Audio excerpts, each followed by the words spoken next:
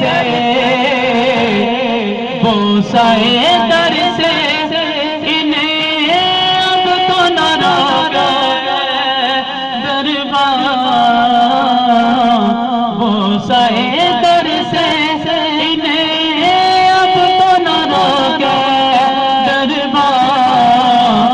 خود نہیں آئے سبحان اللہ خود نہیں آئے یہ مہمان بلائے ہوئے ہیں خود نہیں آئے یہ مہمان بلائے ہوئے ہیں ایک جھلک آج دکھا ایک جھلک آج دکھا گنبد خضرا کے مکے میں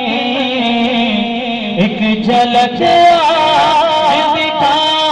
گنبد خضرا کے مکے کچھ بھی ہے دور سے دیدار کو آئے ہوئے ہیں کچھ بھی ہے دور سے دیدار کو آئے ہوئے ہیں اور قبر کی نیند سے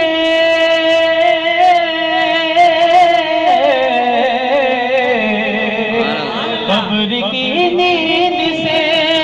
اٹھنا کوئی آسان نہ تھا ایسے اٹھنا بڑا مشکل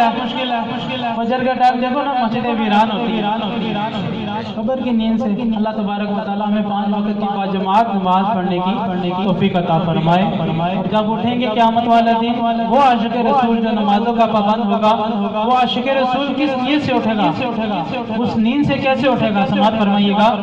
قبر کی نیند سے